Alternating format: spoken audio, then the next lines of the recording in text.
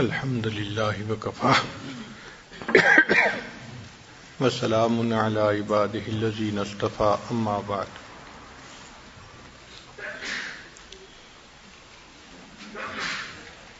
یہ دنیا امتحان گاہ ہے. اللہ تعالیٰ اپنے بندوں پہ مختلف حالات بھیج کر ان کو آزماتے ہیں. کبھی خوشی دے کے آزماتے ہیں، کبھی غم دے کے آزماتے ہیں، کبھی صحت، کبھی بیماری. تو خوشی، غمی، صحت، بیماری، نفع، نقصان، یہ 6 ایسے حالات ہیں کہ ان میں سے کوئی نہ کوئی حال بندے کے اوپر ضرور ہوتا ہے، مگر یہ سب آزمائش ہیں. اللہ تعالیٰ خوشی دیتے ہیں آزمانے کے لیے، کیا یہ میرا بندہ شکر ادا کرتا ہے یا نہیں کرتا. اللہ تعالیٰ غم دیتے ہیں آزمانے کے لیے کہ یہ بندہ صبر کرتا ہے یا نہیں کرتا. لیکن یہ آزمائش کی جگہ ہے. اللہ تعالیٰ نے فیصلہ فرما دیا وَلَنَبْلُوَنَّكُمْ، اور ہم ضرور بھی ضرور تمہیں آزمائیں گے. تو اس لیے آزمائش کی جگہ ہے. یہاں آزمائش تو ہر بندے کی ہونی ہی ہے، مگر ایک نقطہ ذہن میں رکھیں کہ ہمارے مشائخ نے لکھا ہے کہ غم کے حالات میں اکثر لوگ پاس ہو جاتے ہیں کیونکہ صبر کر لیتے ہیں. عوام الناس بھی کہہ دیتے ہیں اللہ کی مرضی. جوان لڑکی تھی، خاوند فوت ہو گیا، اب اس سے بڑا غم اس کے لیے کیا ہو سکتا ہے. لیکن اس سے پوچھیں تو آگے سے جواب دے گی جو اللہ کی مرضی. اس کا مطلب وہ کامیاب ہو گئی کہ اس نے اللہ کی رضا پہ اپنے آپ کو راضی کر لیا. لیکن جو خوشی کے حالات ہیں ان میں اکثر لوگ فیل ہو جاتے ہیں کہ خوشی میں شکر ادا کرنا ان کو یاد نہیں رہتا. تو خوشی زیادہ مشکل امتحان ہے بنسبت غم کے. تاہم صحت ہو یا بیماری ہو، انسان ہر حال میں اپنے رب سے راضی رہے. جو آج کی حکم ہے اس میں فرماتے ہیں کہ جب تک تو اس دنیا میں ہے قدورتوں کے پیش آنے کو کچھ عجب خیال نہ کر. یعنی اس پہ تعجب نہیں ہونا چاہیے کہ جی ہمیں پریشانی آ گئی ہے. جو پریشانیوں کا گھر، تو پریشانی تو آنی ہے. تو جب تک تو اس دنیا میں ہے قدورتوں کے پیش آنے کو کچھ عجیب خیال نہ کر، کیونکہ دنیا نے اسی چیز کو ظاہر کرنا ہے جو اس کا وصف ہے. یعنی برتن سے وہی نکلتا ہے جو برتن کے اندر موجود ہوتا ہے. کل اناء یترشح بما فیہ. اب دنیا میں چونکہ ہے ہی قدورتیں، وہ قدورتیں ہی ظاہر ہوں گی، پریشانیاں ہی ظاہر ہوں گی. یہ ہے جو پریشانی کا گھر. وہ جگہ جہاں کوئی پریشانی نہیں، اس جگہ کو جنت کہتے ہیں، اور وہاں ابھی داخل نہیں ہوئے. جب جنتی جنت میں داخل ہونے لگیں گے تو وہ کہیں گے الحمدللہ الذی اذھب عنا الحزن. سب تعریفیں اس اللہ کے لیے ہیں کہ اب ہم سے حزن چلا گیا، غم چلا گیا. جنت میں کوئی غم نہیں ہوگا، کوئی پریشانی نہیں ہوگی. تو دنیا تو ہے ہی پریشانیوں کا گھر. اس لیے دنیا میں اگر کوئی پریشانی آئے تو اس پہ بہت پریشان ہونے کی ضرورت نہیں ہوتی، اس کو برداشت کر لینا چاہیے، یہ سوچتے ہوئے کہ یہاں تو یہ سب کچھ ہوگا ہی صحیح. صحابہ کرام ایک فقرہ اکثر کہا کرتے تھے کہ استقبال المصائب بالتجمل، کہ جب مصیبتیں آئیں تو ان کو اچھے طریقے سے ان کا استقبال کرو. ومواجہۃ النعم بالتذلل، اور اگر اللہ تعالیٰ نعمتیں عطا کرے تو بڑی عاجزی کے ساتھ ان نعمتوں کو آپ حاصل کریں. یعنی جب نعمتیں ہوں تو طبیعت کے اندر اس وقت عاجزی ہونی چاہیے، جھکنا چاہیے کہ اللہ نے نعمتیں عطا فرمائی ہیں. اور اگر پریشانی آئے تو پھر تحمل کے ساتھ، تجمل کے ساتھ اس کا استقبال کرنا چاہیے. بہت لوگوں پہ بہت طرح کی پریشانیاں آتی ہیں، لیکن ایک بات پکی ہے کہ ہمیں اللہ نے جس حال میں رکھا ہے وہ بہت بہترین حال ہے. ہر بندے کو اللہ نے بہترین حال میں رکھا ہوا ہے. ایک صاحب تھے تو وہ پریشان تھے کہ جی میں تو بہت پریشان ہوں. تو ان کو کہا گیا کہ اچھا بھائی آپ ایسا کرو کہ پورے شہر میں جو آپ کو سب سے بہترین حال میں آدمی نظر آتا ہے نا، تم اس کی جیسی دعا مانگ لو. وہ پورے شہر میں گیا. اس کو ایک جگہ ایک جیولر نظر آیا جس کی دکان پہ گاہکوں کا تانتا بندھا ہوا تھا. بہت لوگ تھے خریدار, اور وہ اپنی جیولری بیچ رہا تھا, پیسے کما رہا تھا. اور اس کے 4-5 بیٹے تھے, بہت خوبصورت نوجوان, جو اس کا ہاتھ بٹا رہے تھے. اب اس بندے نے فیصلہ کیا کہ یہ شہر کا سب سے زیادہ خوش قسمت انسان ہے, میں اس جیسا بننے کی نیت کرتا ہوں. چنانچہ جب اس نے دل میں سوچ لیا تو چاہتا تھا کہ میں دعا مانگوں. پھر خیال آیا کہ میں اس سے پوچھ تو لوں کہ یہ کیسی زندگی گزار رہا ہے. تو اس نے جا کے اس سے پوچھا کہ سنائیں جی آپ کی زندگی کیسی ہے. اس نے کہا کہ خدا کا واسطہ یہ کبھی دعا نہ کرنا کہ میرے جیسا بری قسمت والا انسان دنیا میں کوئی نہیں ہوگا. میں نے پوچھا کہ بھئی آپ کی بری قسمت کیا؟ اتنا آپ کے پاس مال ہے, پیسہ ہے, عزت ہے لوگوں کی نظر میں, اتنا بڑا مکان ہے اور ہر چیز کی آپ کے پاس سہولت ہے, تو آپ کہتے ہیں کہ میرے جیسا بدقسمت کوئی نہیں ہوگا. اس نے کہا ہاں, جو میرے ساتھ گزر رہی ہے وہ میں نہیں بتا سکتا. اس نے کہا پھر بھی بتا کیا ہوا. اس نے کہا کہ میں تھوڑا کام کرتا تھا, کام اتنا زیادہ شروع میں نہیں تھا, تو ایک موقع پہ بیمار ہو گیا. اب جب بیمار ہو گیا تو نہیں, میرا کام اچھا چل رہا تھا, ایک موقع پہ میری بیوی بیمار ہو گئی. اب جب وہ زیادہ بیمار ہوئی تو میں اس کے پاس اس کی عیادت کے لیے بیٹھا ہوا تھا, اور میں اس سے محبت کی باتیں کر رہا تھا کہ مجھے آپ سے اتنی محبت ہے اور اتنی ہے. وہ خوبصورت تھی, اچھی شکل کی تھی. اس دوران اس نے مجھے کہا کہ ہاں میں تو اب مر رہی ہوں, تو میں جیسے ہی مروں گی تو دوسری شادی کرے گا اور تو اپنی زندگی گزارے گا, مجھ سے تمہیں کیا ہے. کہتے ہیں کہ میں نے اسے کہا کہ نہیں, میں تمہارے بعد دوسری شادی نہیں کروں گا. تو اس نے کہا کہ اچھا, میرے بعد دوسری شادی نہیں کرو گے, اس کی کوئی مجھے کوئی ثبوت پیش کرو. کہتے ہیں کہ اس کی محبت میں اس قدر گرفتار تھا کہ ہمارے قریب کوئی حکیم رہتا تھا, تو میں نے اس سے جا کے کہا کہ بھئی مجھے کوئی ایسی دوائی کھانی ہے کہ جس کے بعد میرے اندر عورت کی جو طلب ہے وہ ہی ختم ہو جائے, شہوت ہی ختم ہو جائے. تو اس نے مجھے ایک دوائی دے دی اور میں نے اس بیوی کو دکھا کے وہ دوائی کھا لی. اس کو کھانے کے بعد میں نامرد ہو گیا, مگر اللہ کو منظور تھا, بیوی صحت مند ہو گئی. اب جب کچھ عرصہ وہ صحت مند رہی تو اس نے مجھ سے مطالبہ شروع کر دیا کہ بھئی تم میرے خاوند ہو تو میری ضرورت کو پورا کرو. اب میں ضرورت پورا کرنے کے قابل نہیں تھا, تو وہ پھر اس کے اندر بغاوت آ گئی, وہ دین سے بھی دور ہو گئی, اور اس نے ادھر ادھر حرام کے تعلقات پیدا کر لیے. تو کہتے ہیں کہ یہ جو 5 بیٹے تمہیں نظر آ رہے ہیں یہ میرے نہیں ہیں, یہ میری بیوی کے ہیں, مگر ہیں غیر مردوں سے. اب میں جب ان 5 کی شکلیں آنکھوں سے دیکھتا ہوں نا روزانہ بیٹھ کے, تو جو میرے دل پہ گزرتی ہے تم اس کی تکلیف کا اندازہ نہیں لگا سکتے. تو کبھی دعا نہ کرنا کہ تم میرے جیسے بن جاؤ, اللہ تمہاری قسمت اچھی کرے, میرے جیسی نہ کرے. تو دیکھو اس بندے نے اپنی طرف سے سمجھا تھا کہ یہ سب سے دنیا شہر کا خوش قسمت انسان ہے, اور اس کو کیا پتا تھا کہ اس انسان کے ساتھ کیا بیت رہی ہے, اس کے دل پہ کیا دکھ ہے, کیا غم ہے. تو ہر بندہ سمجھتا ہے کہ جی بس میں بہت دکھی ہوں, دوسرے تو سب اچھے ہیں. نہیں, ہر ایک کی اپنی زندگی ہوتی ہے.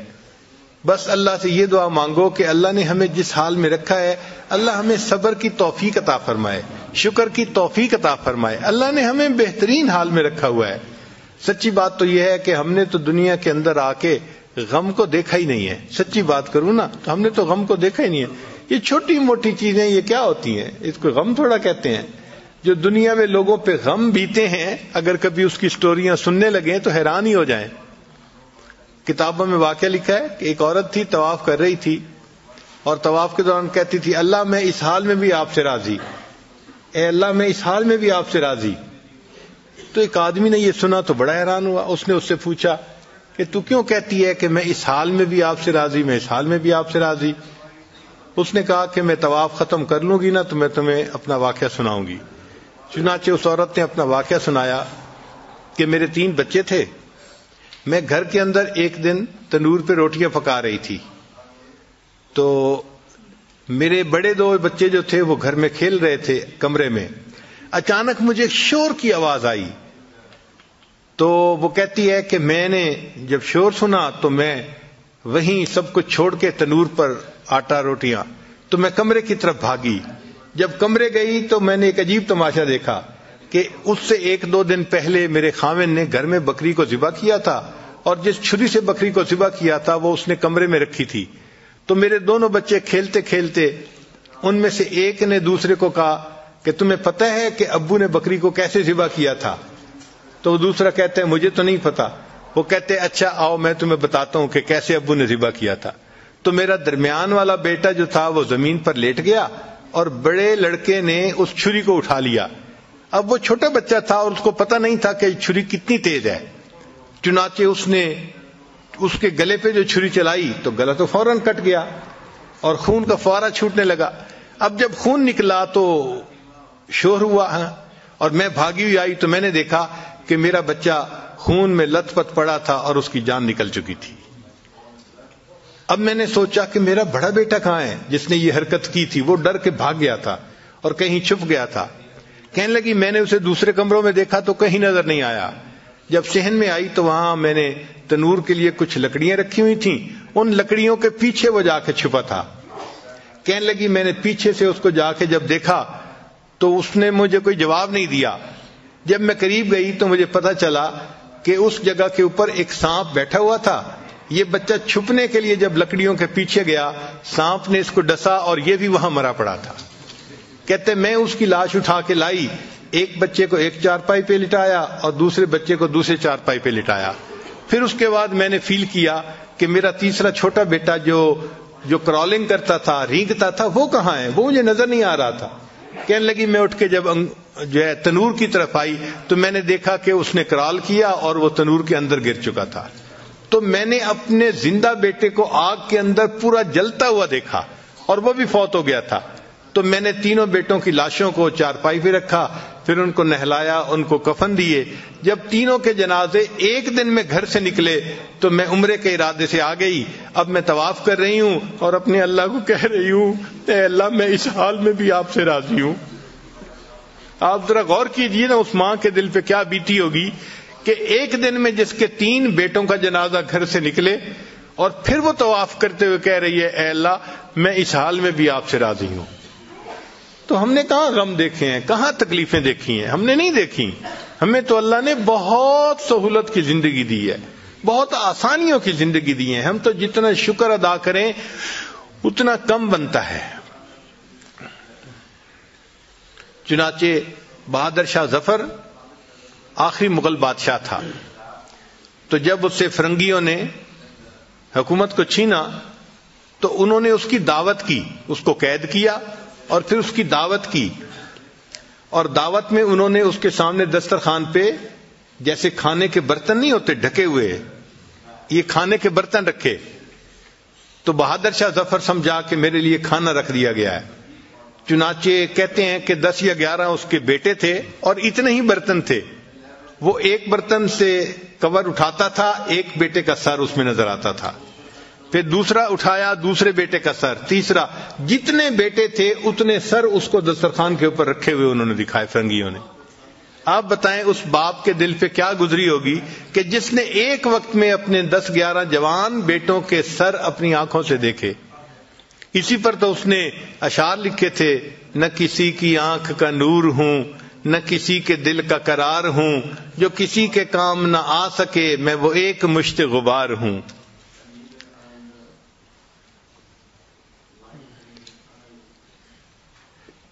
کوئی مجھ پہ دیپ جلائے کیوں, کوئی مجھ پہ پھول چڑھائے کیوں, کوئی مجھ پہ آنسو بہائے کیوں, میں وہ بے کسی کا مزار ہوں. میرا رنگ روپ بدل گیا, میرا یار مجھ سے بچھڑ گیا, جو چمن خزاں سے اجڑ گیا میں اسی کی فصل بہار ہوں. تو چمن خزاں سے اجڑے ہیں اس دنیا میں, ہمیں کیا پتا کیا کیا ہوا ہے دنیا میں. ذرا حالات تو پڑھ کے دیکھیں. بادشاہوں کے پورے خاندان کو ان کے سامنے ذبح کیا گیا. آپ کبھی کربلا کے حالات دیکھیں نا کہ سیدنا حسین رضی اللہ تعالیٰ عنہ نے اپنے خاندان کے لوگوں کے نوجوانوں کو اپنی آنکھوں کے سامنے شہید ہوتے دیکھا. کوئی آسان کام نہیں ہوتا. ہمارے گھر کے چھوٹے سے بچے کو کوئی خراش آ جائے نا, ہمارا دل تڑپ اٹھتا ہے, اور ہم بار بار فون کر کے پوچھ رہے ہوتے ہیں ڈاکٹر کے پاس پہنچ گئے, ڈاکٹر نے ٹریٹمنٹ دے دی, ڈاکٹر نے کیا کہا. جب تک تسلی نہیں ہو جاتی اس وقت ہم پوچھتے رہتے ہیں. ایک چھوٹی سی خراش آئی ہے اور وہاں تو زندگیوں کے معاملات ہو گئے. تو ہم نے تو سچی بات ہے غم کو دیکھا ہی نہیں ہے. سچی بات یہی ہے. یہ چھوٹے موٹے حالات جو گھروں میں پیش آ جاتے ہیں یہ کوئی غم تھوڑا ہے, یہ تو دنیا ہے. اور دنیا میں تو یہ ہوگا, اگر کوئی بندہ بس کے اندر سفر کرے اور پھر کہ جی مجھے تو جھٹکے لگ رہے ہیں, تو بھائی بس کے اندر بیٹھ کے سفر کرو گے تو جھٹکے تو لگیں گے.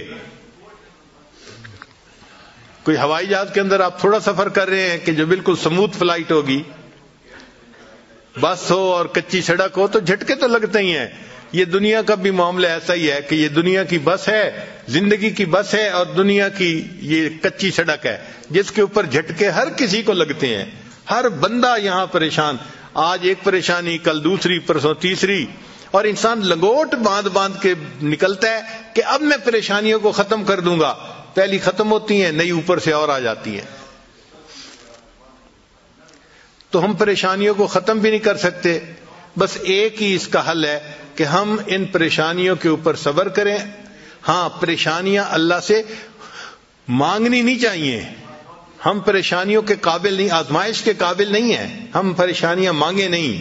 لیکن اگر آ جائیں اللہ کی طرف سے تو بس اس پر صبر کریں. صبر دو طرح کا ہوتا ہے. ایک ہوتا ہے کہ صبر علل اطاعت کے لیے صبر کرنا. مثال کے طور پہ نیند بہت آ رہی ہے اور دل چاہتا ہے کہ سو جائیں, اور تہجد کی نماز جانے والی ہے یا فجر کی جماعت جانے والی ہے, تو انسان اٹھتا ہے اس وقت.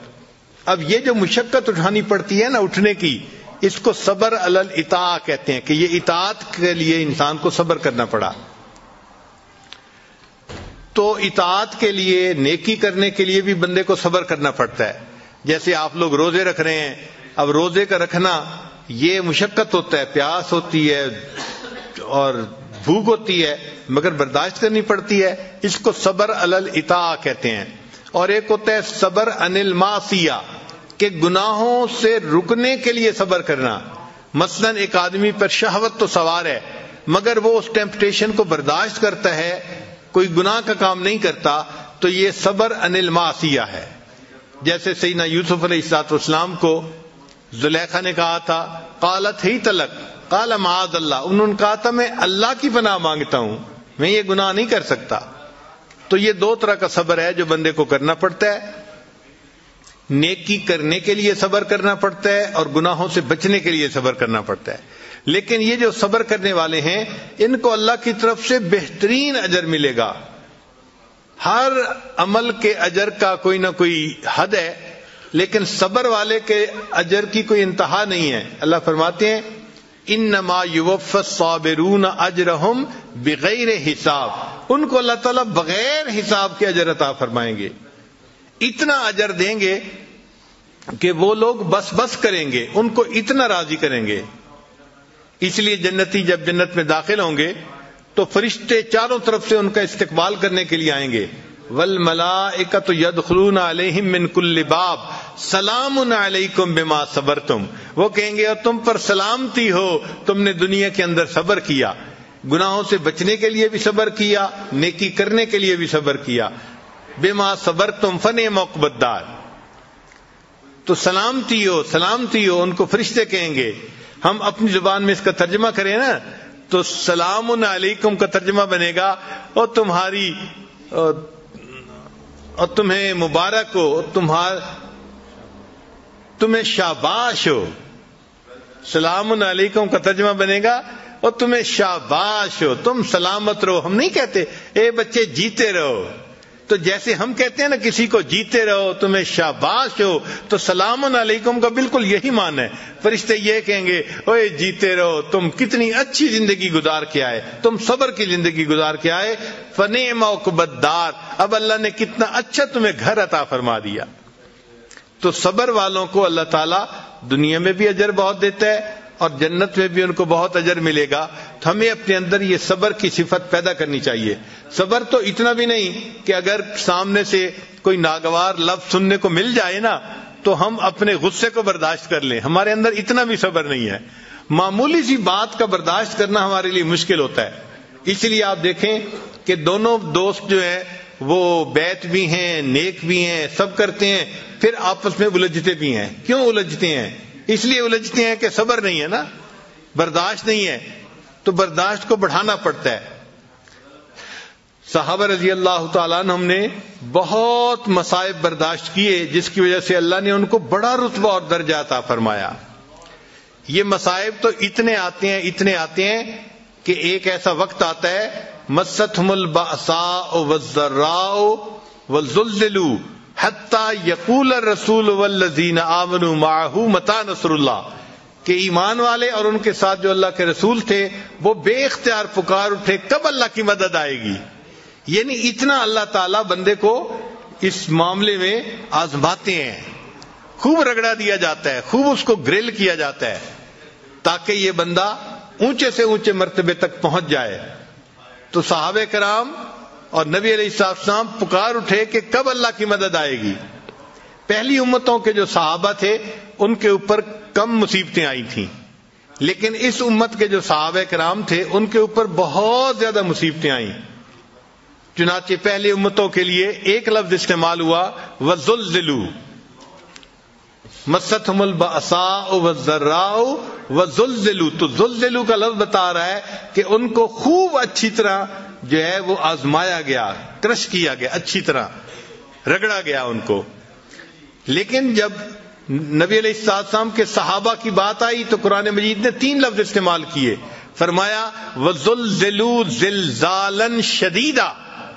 اب یہ 3 لفظ بتا رہے ہیں کہ صحابہ کرام پر جو آزمائش تھی وہ پہلی امتوں کی آزمائش سے بہت زیادہ تھی. پھر اس کا نتیجہ کیا نکلا کہ اللہ نے نبی علیہ السلام کے صحابہ کو جو رتبہ دیا وہ پہلی امتوں کے صحابہ سے بہت اونچا رتبہ تھا. تو جس بندے کو تکلیف زیادہ ملتی ہے اس کو اللہ کے ہاں مقام بھی اونچا ملتا ہے, بڑا ملتا ہے. تو صبر کرنا چاہیے. بے صبری سے انسان اپنے اجر کو گنوا لیتا ہے.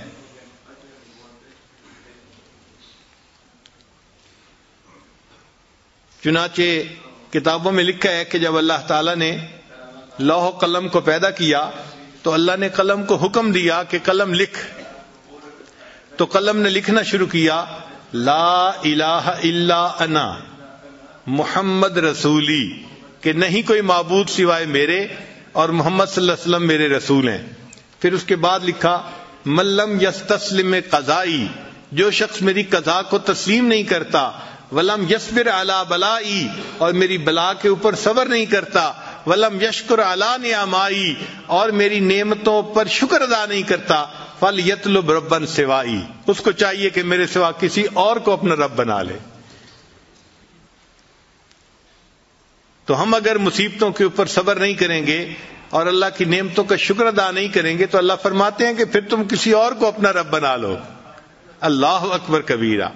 اس لیے مومن کو چاہیے کہ تکلیفوں پر صبر کرے. یہ تکلیفیں گھر میں کسی فرد کی وجہ سے ہوں, بیوی کی وجہ سے ہوں, بچوں کی وجہ سے ہوں, بھائی کی وجہ سے ہوں, کاروباری شریک کی وجہ سے ہوں, دوست کی وجہ سے ہوں, رشتہ دار کی وجہ سے ہوں, کسی کی طرف سے بھی ہو سکتی ہیں. اس کے اوپر صبر کرنا, یہ اس لیے شریعت نے کہا ہے کہ اگر میاں بیوی ایک دوسرے کی ایذا پر صبر کریں گے ان کو وہ اجر ملے گا جو اللہ تعالیٰ نے ایوب علیہ السلام کو صبر کا اجر عطا فرمایا تھا. تو خاوند کی جو ہے وہ تنگی کے اوپر بیوی صبر کرے تو ایوب علیہ السلام کے صبر کا اجر پائے گی, اور اگر بیوی کی ایذا پر خاوند صبر کرے اللہ خاوند کو ایوب علیہ السلام کے صبر کا اجر عطا فرمائیں گے. تو ہمیں اپنے اندر یہ صبر کی صفت پیدا کرنی چاہیے. جس بندے میں 2 نعمتیں ہوں نا, ایک تقویٰ اور ایک صبر, اس کو اللہ تعالیٰ دنیا کے اندر سرخروئی عطا فرماتا ہے, عزتوں سے نوازتا ہے. چنانچہ سیدنا یوسف علیہ السلام کے پاس جب ان کے بھائی آئے تو بھائیوں کو تو پتہ نہیں تھا کہ یہ وقت کا بادشاہ یہ ہمارا بھائی یوسف علیہ السلام ہے. وہ تو یہ سمجھے تھے کہ یہ عزیز مصر ہے اور یہ بادشاہ ہے.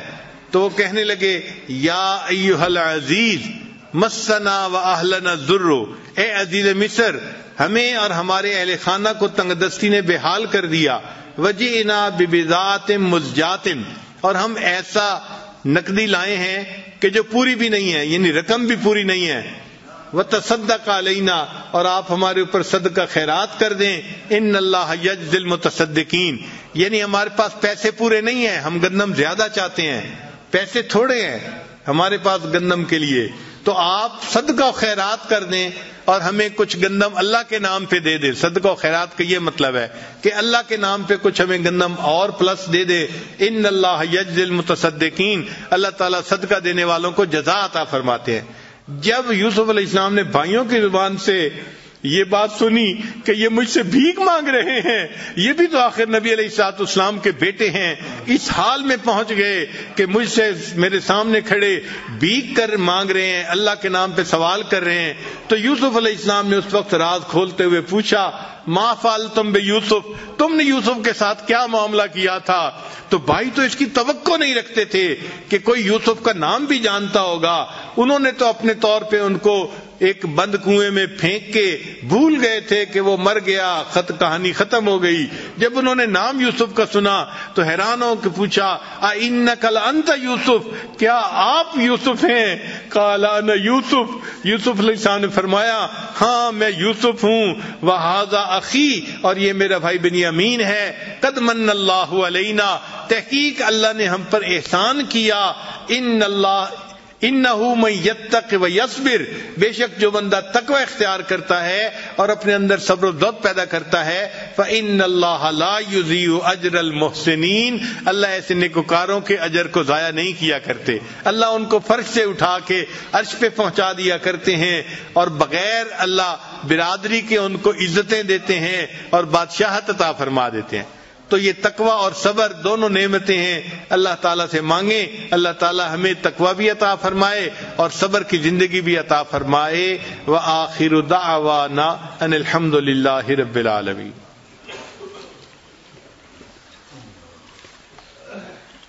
تھوڑی دیر مراقبہ کر لیجئے۔ لا الہ الا اللہ محمد الرسول اللہ سبحان ربی العلی الوہاب اللہم صلی علی سیدنا محمد وعلی آل سیدنا محمد وبارک وسلم۔ اے رب کریم، ہم آپ کے عاجز مسکین بندے ہیں، ہمارے گناہوں کو معاف فرما، خطاؤں سے درگزر فرما۔ رب کریم، رمضان مبارک کا آخری عشرہ ہے جس کے بارے میں آپ کے محبوب صلی اللہ علیہ وسلم نے فرمایا عتق من النار، آگ سے آزادی کا عشرہ ہے۔ اللہ اس عشرے میں اور آج کی اس رات میں ہمیں جہنم سے آزاد فرما دیجئے۔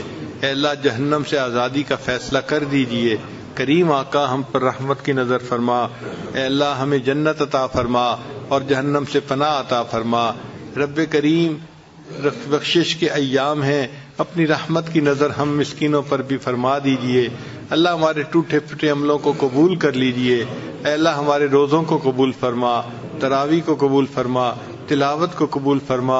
اے اللہ یہاں اتنے لوگ موجود ہیں، اے اللہ آپ سے نیک امیدیں لے کر یہاں آئے ہیں، اللہ سب کی نیک مرادوں کو پورا فرما۔ اے رب کریم، ہمیں یہاں سے خالی نہ اٹھا، اے اللہ ہمیں صحیح معنوں میں انسان بنا، ہمیں اخلاق حمیدہ نصیب فرما۔ اے اللہ دوسروں کے لیے رحمت بن کر زندگی گزارنے کی توفیق عطا فرما۔ رب کریم، ہماری ان دعاؤں کو اپنی رحمت سے قبول فرما۔ ہمارے والدین، عزیز اقارب، مشائخ جو فوت ہو چکے ان کی مغفرت فرما، اور جن کی آپ نے مغفرت کر دی اللہ ان کو اپنے قرب کے اعلیٰ ترین درجات عطا فرما۔ اے اللہ خدمت کے جتنے دوست ہیں ان سب کو اپنا قرب عطا فرما۔ ہم نے اپنے بڑوں سے سنا ہے عبادت سے جنت ملتی ہے، خدمت سے خدا ملتا ہے۔ اے اللہ یہ خدمت کرنے والے جتنے نوجوان ہیں، اے اللہ ان سب کو اپنا قرب عطا فرما دیجئے۔ اے اللہ ان کو اپنے مقبول بندوں میں شامل فرما دیجئے۔ اے اللہ گھروں میں جو عورتیں مہمانوں کے کھانے بنا رہی ہیں اور ان کی سحری افطاری کی چیزیں بھیج رہی ہیں، اے اللہ ان کو بھی اپنی مقبول بندیوں میں شامل فرما لیجئے۔ اللہ ہماری ان دعاؤں کو اپنی رحمت سے قبول فرما۔ ربنا تقبل منا انک انت السمیع العلیم، تب علینا انک انت التواب الرحیم۔ صلی اللہ تعالی علی حبیبہ سیدنا محمد وآلہ واصحابہ اجمعین برحمتک یا ارحم الراحمین.